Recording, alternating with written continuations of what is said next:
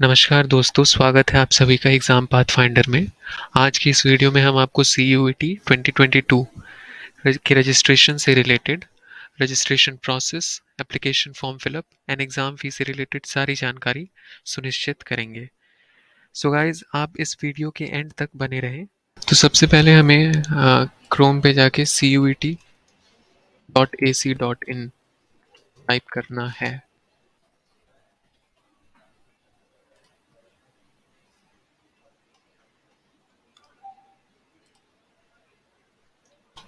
हम इस पेज पे आ जाएंगे। यहाँ पे डाउनलोड इन्फॉर्मेशन बुलेटिन का एक लिंक दिया हुआ है। अगर हम इस पर क्लिक करेंगे तो इन्फॉर्मेशन, ये पूरा प्रोस्पेक्टस इसका आ जाएगा, जिसमें कि हम देख सकते हैं कि ये सारे सेंट्रल यूनिवर्सिटीज़ अब CUET के थ्रू ही एडमिशन लेंगे अंडर ग्रेजुएट के लिए। तो अब हमें इस पेज पे वापस आ जाना है। ये कुछ इंपॉर्टेंट इंस्ट्रक्शंस दिए गए हैं। इनमें सबसे इम्पॉर्टेंट इंस्ट्रक्शंस है कि जो फ़ोटोग्राफ है, हमारा पासपोर्ट साइज़ फ़ोटोग्राफ और जो सिग्नेचर है, ये दोनों ही स्कैन होने चाहिए, स्कैन कॉपी, और JPG या JPEG फॉर्मेट में होना चाहिए। इसकी जो साइज़ है वो यहाँ पे फ़ोटोग्राफ का 10 KB टू 200 KB है, and for signature 4 KB to 30 KB। इसमें और जो भी फर्दर इंफॉर्मेशन दी गई है वो मैं आपको नेक्स्ट स्टेप में, जब भी जो स्टेप बाय स्टेप आएगा उसमें मैं आपको अपडेट करते रहूँगा अभी। तो हमें क्लिक हियर टू प्रोसीड पे क्लिक कर देना है। यहाँ पे 3 स्टेप्स में इस पूरे फॉर्म फिलअप का प्रोसेस कंप्लीट किया जाएगा। पहला है अप्लाई फॉर ऑनलाइन रजिस्ट्रेशन, दूसरा है फिल ऑनलाइन एप्लीकेशन फॉर्म, और तीसरा है जो कि है एग्ज़ाम फ़ी का पेमेंट। अगर हम एग्ज़ाम फ़ी का पेमेंट नहीं करते हैं तो हम, बेशक हमने एप्लीकेशन फॉर्म सबमिट कर दिया है, लेकिन हमारा कैंडिडेचर अप्रूव नहीं होगा। तो हम यहाँ से स्टार्ट करते हैं। तो सबसे पहले हमें कैंडिडेट का जो नेम है वो फीड करना है। जो भी आपका नाम है आप डाल सकते हैं, बट ये बात आप ध्यान रखें कि जो भी इंफॉर्मेशन आप फीड कर रहे हैं वो कैपिटल लेटर्स में हो। मैं फॉर एग्जांपल आपको करके दिखा रहा हूँ यहाँ पे। नेक्स्ट है गार्डियंस नेम। नेक्स्ट जो इम्पोर्टेंट चीज़ है वो है डेट ऑफ बर्थ। उसके बाद gender, then nationality. Identification type में आप इनमें से जो भी आपके पास है अवेलेबल डॉक्यूमेंट, उसको आप डाल सकते हैं। या तो pan card, school ID card, passport, voter ID, ration card, या इसमें से कोई भी अवेलेबल है आप डाल सकते हैं। जैसे मैं स्कूल आईडी कार्ड सपोज डालता हूँ, तो मुझे स्कूल आईडी कार्ड पे जो वैलिड आइडेंटिफिकेशन नंबर है, यानी उस पे जो नंबर लिखा हुआ है, वो यहाँ पे डालना है। नेक्स्ट सेक्शन में हम आ जाते हैं। तो ये है एड्रेस। यहाँ पे हमें प्रेजेंट एड्रेस फिल करना है।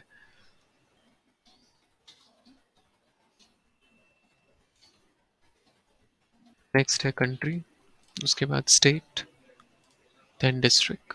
Next is pin code. अगला जो इम्पोर्टेंट इन्फॉर्मेशन हमें डालना है इसमें वो है ईमेल एड्रेस। ईमेल एड्रेस बहुत ध्यान से डालना इसलिए ज़रूरी है क्योंकि कोई भी फर्दर नोटिफिकेशन इस एग्ज़ाम के रिलेटेड अगर आता है तो आपके प्रोवाइडेड ईमेल एड्रेस पे ही आएगा, इसलिए इसको बेहद ध्यान से भरें।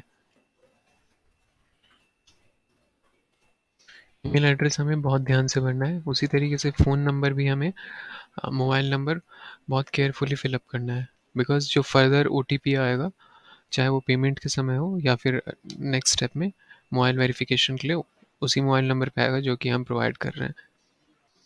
इसका ऑल्टरनेट कॉन्टैक्ट नंबर, तो ये आप जो भी नंबर यूज़ में है वो आप डाल सकते हैं। अगर आपका प्रेजेंट एड्रेस और परमानेंट एड्रेस सेम है, अब फ़ोन नंबर हम जब डाल चुके हैं तो अब नीचे जब हम आएंगे तो आप देख सकते हैं कि परमानेंट एड्रेस भी मांग रहा है। तो अगर आपका प्रेजेंट एड्रेस और परमानेंट एड्रेस सेम है तो आप सिंपली इस पर क्लिक कर सकते हैं, और अगर नहीं है तो आप अपना प्रेजेंट एड्रेस इन सेक्शंस में फिल कर सकते हैं। तो सपोज़ मेरा प्रेजेंट और परमानेंट सेम है तो मैं यहाँ क्लिक कर देता हूँ। अब नीचे जब हम आते हैं तो आप देख सकते हैं कि यहाँ पासवर्ड सेट करने का ऑप्शन आ रहा है।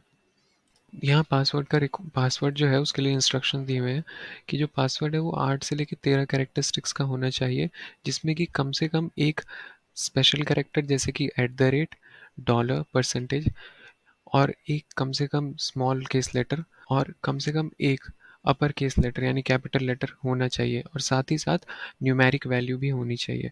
तो यहाँ सैंपल के लिए जैसे टी कैपिटल है इसमें और ई एस टी स्मॉल है, special character at the rate है और साथ ही साथ 1 2 3 न्यूमेरिक वैल्यू है। तो इसी तरीके से हमें भी अपना पासवर्ड सेट करना है।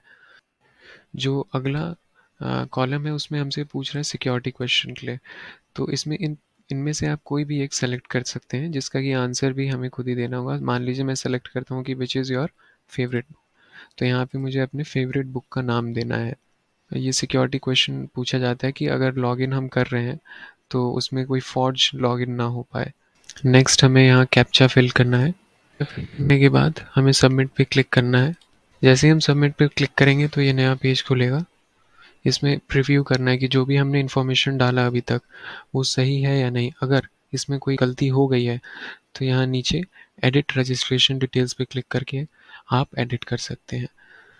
तो यहाँ पे मुझे टिक कर देना है कि यस, ये सब चीज़ें जो भी मैंने इन्फॉर्मेशन अभी तक दी हैं वो करेक्ट है। फिर मुझे नेक्स्ट ओटीपी हमारे जो हमने मोबाइल नंबर प्रोवाइड किया है उस पर ओटीपी आएगा। हमें ओटीपी यहाँ पे डालने के बाद फिर से कैप्चा पुट करना है।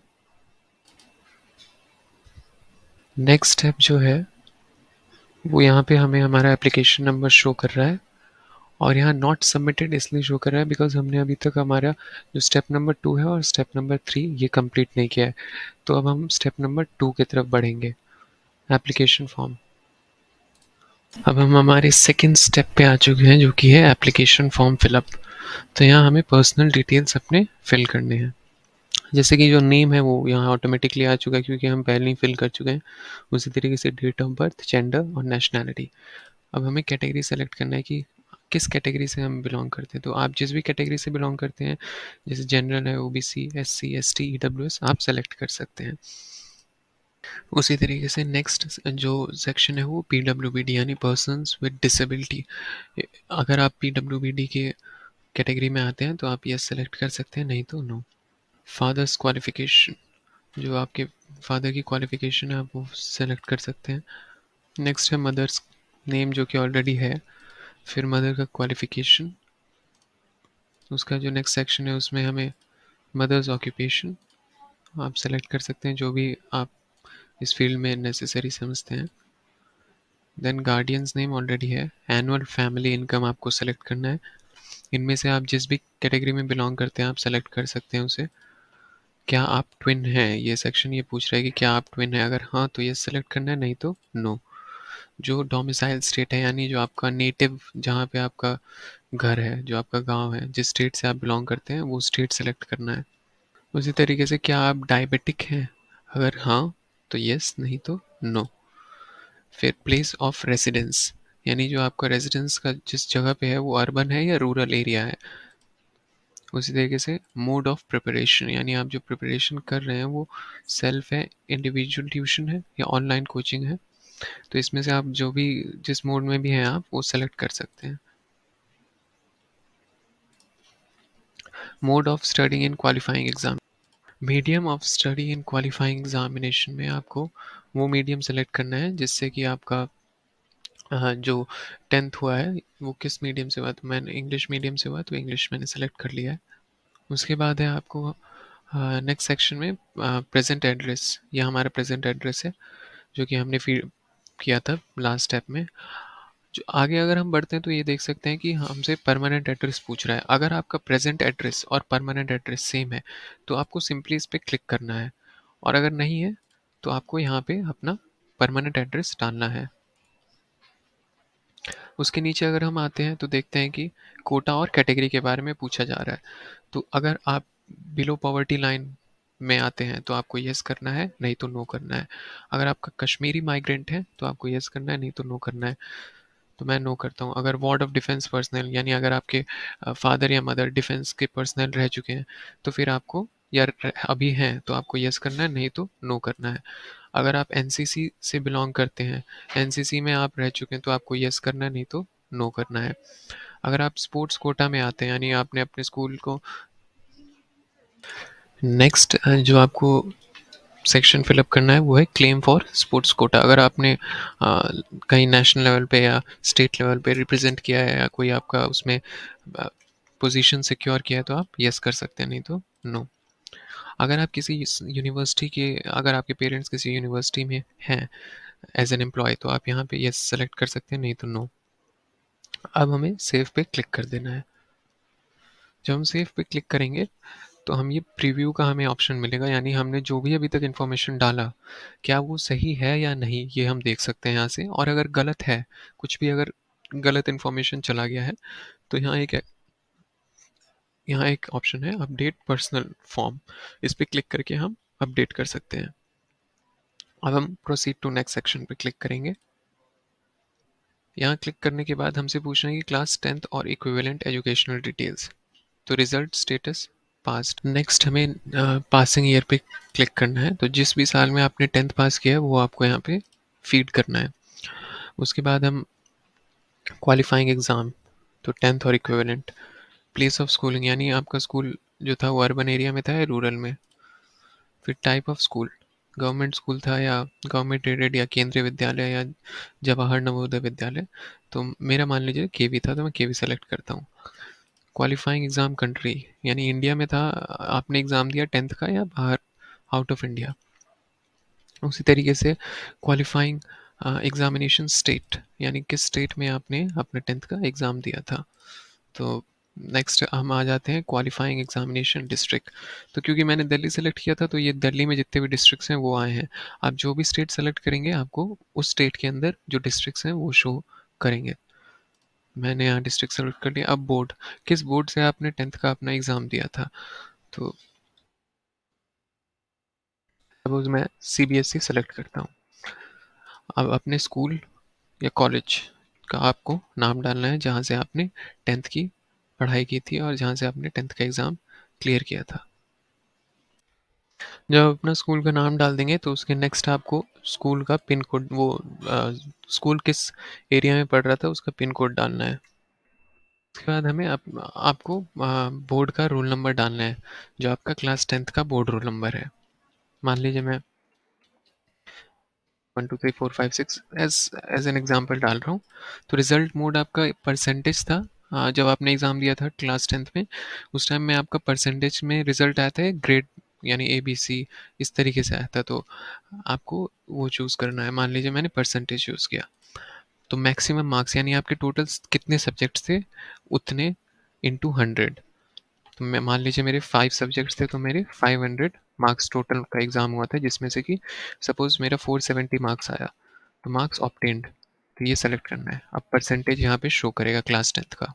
उसी तरीके से क्लास 12th के अब हमें अपने डिटेल्स फिलअप करने हैं। तो रिजल्ट स्टेटस में है कि दो ऑप्शन हमें दिख रहा है, अपीयरिंग या पास्ड। यानी आप अभी 12th में पढ़ रहे हैं तब आप ये फॉर्म फिल कर रहे हैं या आप पास कर चुके हैं तब। तो अगर आप पढ़ रहे हैं तो अपीयरिंग पे सेलेक्ट करेंगे, पास कर चुके हैं तो पास्ट पे। तो मैं मान लीजिए पास्ट पे सेलेक्ट करता हूँ। क्वालिफाइंग एग्ज़ाम 12th और इक्विवेलेंट। उसी तरीके से place of schooling semi urban, जैसे कि ऊपर हमने फिल किया था 10th का। Then type of schooling, then उसके बाद क्वालिफाइंग एग्जामिनेशन कंट्री। उसके बाद हम जब नेक्स्ट सेक्शन में आएंगे तो क्वालिफाइंग एग्जामिनेशन स्टेट, जो कि दिल्ली मैं सेलेक्ट करता हूँ। एंड देन डिस्ट्रिक्ट, फिर बोर्ड नेम कि आपने 12th एग्ज़ाम कहाँ से पास किया, या अगर अभी आप अपीयरिंग है तो कौन से बोर्ड से अपीयर कर रहे हैं। उसी तरीके से फिर स्कूल का नाम आपको कि आप 12th क्लास आपने कौन से स्कूल से किया, या अगर आप अभी कर रहे हैं तो कौन से स्कूल से कर रहे हैं। देन उसके बाद हम नेक्स्ट आते हैं तो वहाँ स्कूल का, वो स्कूल किस एरिया के पिन कोड में आ रहा है वो डालना है। उसके बाद हमें बोर्ड रोल नंबर फिल करना है जो 12th का है। देन रिजल्ट मोड, परसेंटेज या ग्रेड। तो सपोज़ 5, मेरे पास 5 सब्जेक्ट्स थे तो मेरे टोटल मार्क्स हो गए 500। और मार्क्स ऑब्टेन्ड में अगर मान लीजिए मैं डालता हूँ 450 सपोज़, तो यहाँ परसेंटेज शो करेगा। जब हमने ये सारा इन्फॉर्मेशन फिल कर लिया अब हमें क्लिक करना है सेव पे। फिर से ये प्रीव्यू का ऑप्शन खुलेगा जिसमें कि हम ये चेक कर सकते हैं कि जो भी इन्फॉर्मेशन अभी तक हमने फिल किया है वो सही है या नहीं। अगर इसमें कोई गलत इन्फॉर्मेशन आपसे फिल हो गया है तो आप यहाँ अपडेट एजुकेशन फॉर्म पे क्लिक करके उसको उस गलती को ठीक कर सकते हैं, यानी अपडेट कर सकते हैं। अब हम क्लिक करेंगे प्रोसीड टू नेक्स्ट सेक्शन पे। नेक्स्ट जो कि इम्पॉर्टेंट स्टेप है इस पूरे प्रोसेस का, वो है एप्लीकेशन फॉर्म। या इसमें हमें सेलेक्ट करना है यूनिवर्सिटी और प्रोग्राम। तो यहाँ हम क्लिक करते हैं, तो जितने भी सेंट्रल यूनिवर्सिटीज़ जो भी CUET के अम्ब्रेला के अंदर आ चुके हैं, वो सब हम यहाँ पे शो करेंगे। इनमें से आपको जिसमें भी एडमिशन लेना है, सपोज़ मैं सेलेक्ट करता हूँ बनारस हिंदू यूनिवर्सिटी। तो बनारस हिंदू यूनिवर्सिटी में जो भी कोर्सेज़ अवेलेबल है वो यहाँ पे शो करेंगे। मान लीजिए मैं इंटरेस्टेड हूँ BPA सितार कोर्स में सपोज़। तो पहले आपको इस पर्टिकुलर यूनिवर्सिटी की साइट को विज़िट करके इस अपने एलिजिबिलिटी क्राइटेरिया को इंश्योर करना हो कि क्या आप इस कोर्स के लिए, इस प्रोग्राम के लिए एलिजिबल हैं भी या नहीं। ये आपको उस यूनिवर्सिटी के वेबसाइट पे जाकर रेफ़र करना होगा। इसको मैंने यहाँ पे ऐड कर दिया एक। मान लीजिए मैं और भी अपने सिलेक्शन के चांसेस, या मैं किसी और यूनिवर्सिटी को भी प्रेफ़रेंस में रखना चाहता हूँ, तो यहाँ से मैं सेलेक्ट कर सकता हूँ। जितने चाहे मैं उतनी यूनिवर्सिटीज़ को सेलेक्ट कर सकता हूँ। सपोज़ मैंने बाबा साहेब भीमराव अम्बेडकर यूनिवर्सिटी सेलेक्ट किया, तो मैं इसमें जो मेरे अवेलेबल कोर्सेज़, जो इसमें अवेलेबल कोर्सेज़ हैं, इसमें से जो मेरा इंटरेस्ट है जिसमें, मैं उसमें देखूँगा। मान लीजिए BBA, और इसमें मुझे फिर से अपना एलिजिबिलिटी चेक करना होगा वेबसाइट को रेफ़र करके कि क्या मैं एलिजिबल हूँ भी या नहीं इस कोर्स के लिए।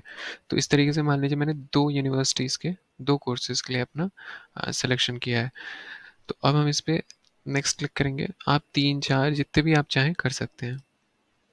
तो यहाँ पे फिर से प्रीव्यू का ऑप्शन हमें मिलता है, ताकि ये बार-बार प्रीव्यू का ऑप्शन इसलिए मिल रहा है ताकि किसी भी स्टेप में कोई भी अगर गलती हो तो उसे पहले ही सुधार लिया जाए। क्योंकि एक बार अगर एग्ज़ाम फ़ीस पे कर दिया गया, तो उसके बाद कोई भी एडिट या कोई भी जो मिस्टेक है उसको हम ठीक नहीं कर पाएँगे। तो बहुत केयरफुली इस फॉर्म को फिल करना है। देखिए यहाँ पे हमारे पास 2 स्लॉट्स हैं। फर्स्ट स्लॉट में जो कि 3 सेक्शंस हैं। एक लैंग्वेज होगा, बाकी जो दूसरा है वो 2 डोमेन स्पेसिफिक सब्जेक्ट्स हैं, और तीसरा है जो जनरल टेस्ट होगा। जैसे कि हम सबको पता है कि ये एग्ज़ाम 2 स्लॉट में होगा, तो हमारे पास 2 ऑप्शंस हैं।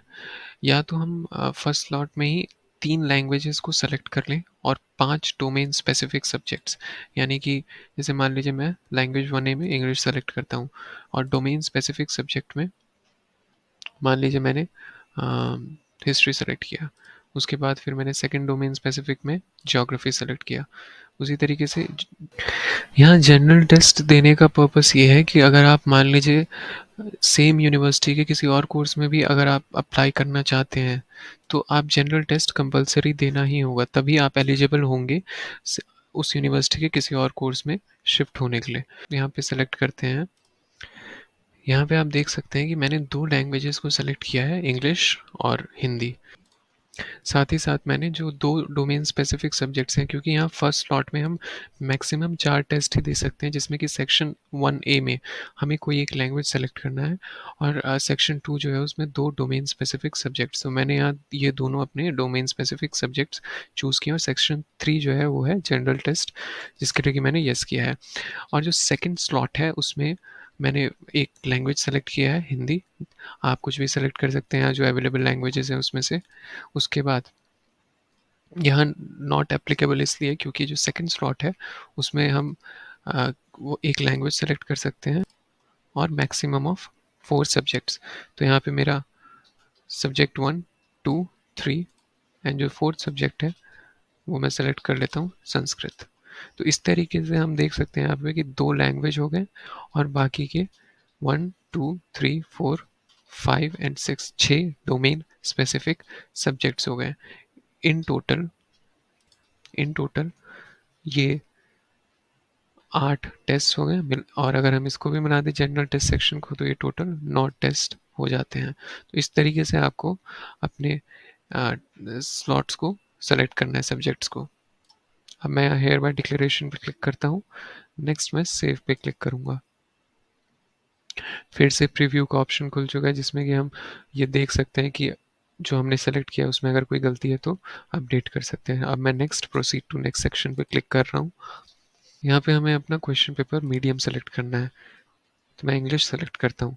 अब जो नेक्स्ट है वो सिटी प्रेफ़रेंस, जो हमारा सेंटर है, आप जिस भी सिटी में चाहते हैं आप सेलेक्ट कर सकते हैं, क्योंकि हमने मेरा जो प्रेज़ेंट एड्रेस है वो मैंने उत्तर प्रदेश डाला है, तो उसलिए इसलिए जो उसके नियरेस्ट स्टेट्स हैं वो यहाँ पे शो कर रहे हैं। तो मैं अपना फर्स्ट प्रेफ़रेंस मान लीजिए दिल्ली डालता हूँ, तो दिल्ली में जो भी सिटी है वो हम चूज़ कर सकते हैं। उसी तरीके से अगर मैं सेकंड प्रेफ़रेंस उत्तर प्रदेश डालता हूँ, तो उत्तर प्रदेश में जो भी सिटी है अवेलेबल वो सारे यहाँ पे आ जाएँगे। इसमें से आपको जो भी सही लगता है, जो आपके पास है, आप उसे सेलेक्ट कर सकते हैं। इसी तरीके से थर्ड प्रेफ़रेंस में हमें चूज़ करना है, और सेम फोर्थ प्रेफ़रेंस। जब हमने चारों स्टेट और उनके सिटीज़ के प्रेफ़रेंस चूज़ कर लिए हो तो हमें सेव पे क्लिक करना है। फिर से प्रीव्यू का ऑप्शन खुला है। इस प्रीव्यू में हम देख लेंगे कि अगर कोई इसमें हम चेंजेस करना चाहते हैं तो अपडेट एग्ज़ाम सेंटर फॉर्म पे क्लिक करके कर सकते हैं। अब नेक्स्ट हम करेंगे प्रोसीड टू नेक्स्ट सेक्शन पे क्लिक। ये काफ़ी इंपॉर्टेंट स्टेप है इस पूरे प्रोसेस का। यहाँ पे हम डॉक्यूमेंट्स को अपलोड करेंगे। यहाँ हमें 3 डॉक्यूमेंट अपलोड करने हैं। पहला तो है फ़ोटोग्राफ, जिसमें कि इंस्ट्रक्शन दिया है कि 80% फेस विजिबल होना चाहिए और वो भी विदाउट मास्क। और जो फॉर्मेट है फ़ोटोग्राफ का वो जेपीईजी या जेपीजी फॉर्मेट में होना चाहिए। उसी तरीके से जो सिग्नेचर है, सिग्नेचर भी जेपीईजी या जेपीजी फॉर्मेट में होना चाहिए, और उसका जो साइज़ है वो 4 केबी से लेके 30 केबी के बीच में होना चाहिए। और जो तीसरा डॉक्यूमेंट हम अपलोड करेंगे वो है हमारे क्लास 10th का सर्टिफिकेट। बट ये ध्यान रखने वाली बात है कि इसको पीडीएफ फॉर्मेट में अपलोड करना है। यानी जो ऊपर के ये दोनों हैं, सिग्नेचर और फोटोग्राफ, ये जेपीजी और जेपीईजी फॉर्मेट, लेकिन जो क्लास 10th का सर्टिफिकेट है ये पीडीएफ फॉर्मेट में। यहाँ पे हमें अपना पासपोर्ट साइज़ फ़ोटोग्राफ सेलेक्ट करने के बाद अपलोड करना है, और फ़ोटो जो होना चाहिए वो क्लियर वाइट बैकग्राउंड में होना चाहिए, जिसमें कि जो हमारे ईयर्स हैं वो क्लियरली विजिबल होने चाहिए उस फ़ोटोग्राफ में, और उसका जो साइज़ है वो 10 केबी टू 200 केबी तक का होना चाहिए। तो हमें यहाँ पे अपना फ़ोटोग्राफ सेलेक्ट कर लेना है, देन हमारा सिग्नेचर केयरफुली अपलोड कर देना है। उसके नेक्स्ट हमें क्लिक करना है प्रीव्यू सेक्शन पे। तो हम यहाँ प्रीव्यू कर सकते हैं कि जो भी हमने डॉक्यूमेंट्स या जो भी हमारा अभी तक का इंफॉर्मेशन हमने डाला है वो सही है या नहीं। अगर इसमें भी अगर कोई चेंजेस करने तो उस पर्टिकुलर सेक्शन पे क्लिक करके हम चेंजेस कर सकते हैं। उसी तरीके से यहाँ पे हमें लास्ट में चेकलिस्ट पे वेरीफाई करना है कि जो हमने अभी तक इंफॉर्मेशन डाला है वो बिल्कुल सही है, और हम इस बात को वेरीफाई करते हैं। ये इम्पॉर्टेंट स्टेप इसलिए है क्योंकि इसके बाद फाइनल सबमिट करने के बाद कोई मॉडिफिकेशन नहीं हो पाएगा। तो इसी स्टेप में हमें अगर कोई चेंजेस करने भी है तो इसी स्टेप तक हम कर सकते हैं। अब यहाँ पे मैं नेक्स्ट सेक्शन में हम आए हैं, जिसमें कि हमें ईमेल एड्रेस को कंफर्म करना होगा, क्योंकि इसके बाद अब पेमेंट सेक्शन खुलेगा। इसी तरीके से हमें अब कैप्चा यहाँ पे फिल करना है। जैसे हम वेरीफाई पे क्लिक करेंगे तो यहाँ पे हमारे ईमेल एड्रेस पे जो हमने प्रोवाइड किया उस पर एक वेरिफिकेशन कोड जाएगा। जैसे ही हम नेक्स्ट पे क्लिक करेंगे तो अब हमारा थर्ड स्टेप यहाँ से प्रोसीड होगा, जो कि है पेमेंट गेटवे। यहाँ पे आप देख सकते हैं कि हमारा एप्लीकेशन आईडी यहाँ जनरेट हो चुका है। उसी तरीके से जब आप इस स्टेप पे पहुँचेंगे तो आपका भी एप्लीकेशन आईडी होगा, आप चाहें तो उसे कहीं अलग से लिख सकते हैं।